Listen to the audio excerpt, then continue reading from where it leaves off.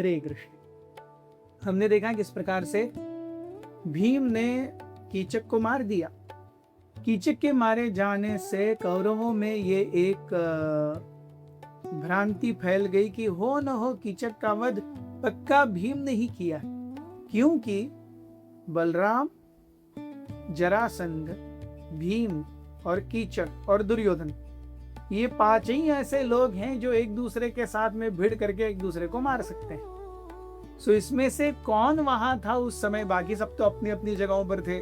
Who is missing from the scene, from the count? Bhim. और कीचक को जिस प्रकार से मारा गया है, कीचक के दोनों हाथ अंदर डाले गए हैं, पैर अंदर डाले गए हैं, उसके शरीर को पूरा फुटबॉल बनाया गया है।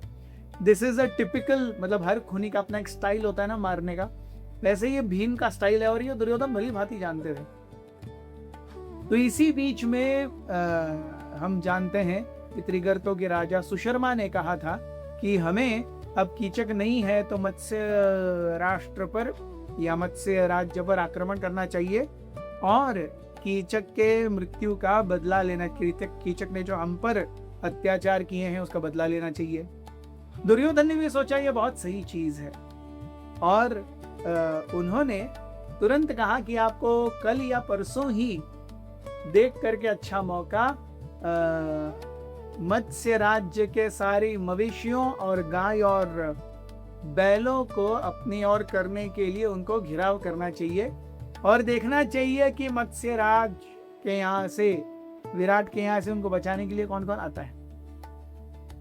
यहाँ पर विराट राज, मत्स्य नरेश विराट, ये सोच रहे थे कि कीचक क्रूर था, जो चाहिए वो करता था, लेकिन वो एक ऐसा पावरफुल व्यक्ति था जिसकी वजह से बाकी कोई शत्रु हम पर आक्रमण करने के लिए सोचता भी नहीं था।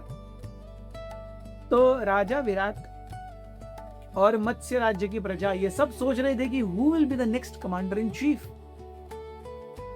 महाराज विराट सोच रहे थे, उनका तो दावा था कि कंक हो, वल्लभ हो, ग्रंथिक हो, तंत्रीपाल हो, बेसिकली युधिष्ठिर, भीम, नकुल, सहदेव, कोई भी राजा, कोई भी अच्छा सेनापति बन सकता है। देखिए इन चारों को देख करके ही विराट राज को ये लग रहा है कि अरे ये हो सकता है, तो इनमें से किसको बनाया जाए सेनापति, ये वो सोच ही रहे थे कि वो घड़ी आ गई जब इनकी परीक्षा होगी। जैसी एक सुबह सभा चालू हुई वैसे ही मवेशियों के एक लीडर आए राज्य में, भागते भागते दौड़ते दौड़ते कि हे राजा, त्रिगर्तों के राजा सुशर्मा ने हमारी मवेशियों पर आक्रमण कर लिया है, उनकी सेना झुंड बना करके हमारे मवेशियों को खदेड़ करके हमारे राज्य से उनके राज्य लेके जा रहे हैं। सो जैसे ही सुशर्मा ने जैसे ही विराट नरेश ने ये सुना, उन्होंने कहा तुरंत अपनी सेना को तैयार करो, अपने सारे योद्धाओं को तैयार कीजिए, हम आक्रमण करेंगे। युद्ध के बिगुल बजे, नगाड़े बजे, सारी सेनाएं तैनात हुई। इन अ शॉर्ट टाइम महाराज विराट के महल के सामने लगभग 8,000 रथ, लगभग 60,000 घोड़े पर लोग सैनिक और 1,20,000 पैदल चलने वाले सैनिक तैयार हो गए। यहां पर विराट राज के भाई शतानिक, ये विराट राज के साथ में थे, उनका हौसला बढ़ाने के लिए and as his most trusted advisor. राजा विराट ने कहा कि कंक, वल्लभ, तंत्रीपाल, इन सबको भी एक एक उनके चॉइस का वेपन दे दो और घोड़े दे दो, निश्चित रूप से ये भी युद्ध कर पाएंगे। इनका चेहरा, इनकी शरीर यष्टि, इनका बोलचाल देख करके ही पता चलता है कि ये युद्ध कर पाएंगे। ग्रंथिक ने तुरंत ही मान लिया, ठीक है। चारों को अच्छे नए घोड़े, बहुत सारे आयुध वगैरह सब दिए गए एंड फाइनली इस सब के साथ में मत्स्य नरेश विराट ने त्रिगर्तों के राजा सुशर्मा की सेना पर हमला बोल दिया। What a battle it was! जब दोनों सेनाएं आमने सामने भिड़ी, ऐसा लग रहा था जैसे देव और असुरों का ही युद्ध चल रहा हो।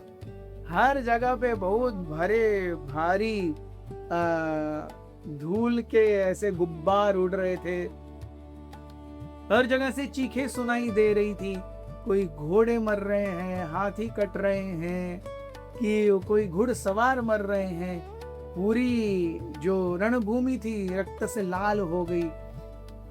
हाथ कटे हुए हैं, पैर कटे हुए हैं, शीश कटे हुए हैं, मुकुट इतस्ततः बिखरे हुए हैं, घोड़ों हाथियों के पैर वगैरह कटे हुए हैं, रथ टूटे पड़े हैं। ऐसा भीषण युद्ध, बाप रे, it was something that was really astonishing to see. इसी बीच में बहुत ज्यादा त्रिगर्तों के द्वारा महाराज विराट की सेना पर हल्ला हुए देख करके और महाराज विराट की सेना को थोड़ा सा डाउन देखते हुए सुशर्मा ने यह मौका साधा। सुशर्मा ने डायरेक्ट विराट को चैलेंज किया कि आओ युद्ध करो।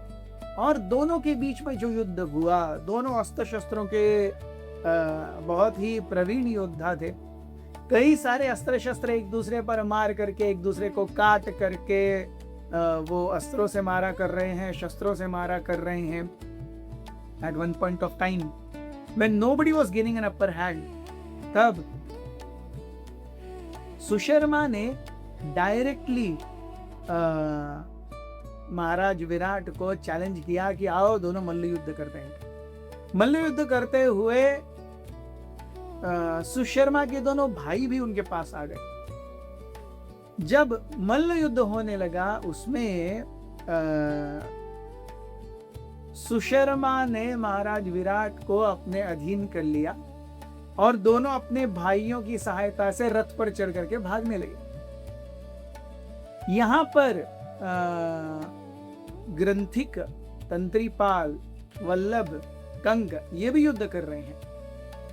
जब महाराज विराट को सुशर्मा लेके जा रहे हैं, ये देखा युधिष्ठिर महाराज ने। उन्होंने कहा, भीम, वल्लभ नाम से उछल रहा है कि हे वल्लभ, महाराज विराट को दुश्मन लेके जा रहा है, शत्रु लेके जा रहा है, ऐसा नहीं होने देना चाहिए। उन्हें हमें यहाँ पर अच्छे से सुख समाधान से रखा है। It is our time to repay back, you must fight with all your full force. तो आप जाइए, उन पर आक्रमण कीजिए और दोनों, नकुल और सहदेव, ये दोनों आपके दोनों साइड पर रहेंगे, आपको रथ को प्रोटेक्ट करते हुए। भीम ने जैसे ही ये सुना, उनका खून उबल गया। अरे वाह, जो बहुत समय से करना चाहते थे, अब करने का मौका मिल रहा है। सो भीम ने कहा, सो बी इट, मैं तुरंत महाराज विराट को लेके आ जाता हूं, आप बिल्कुल चिंता मत कीजिए। भीम और सुशर्मा के बीच में कैसा युद्ध हुआ और भीम किस प्रकार से महाराज विराट को सैबोटाज से निकाल पाए, ये हम देखेंगे अगले एपिसोड में। बने रहिए हमारे साथ। हरे कृष्णा।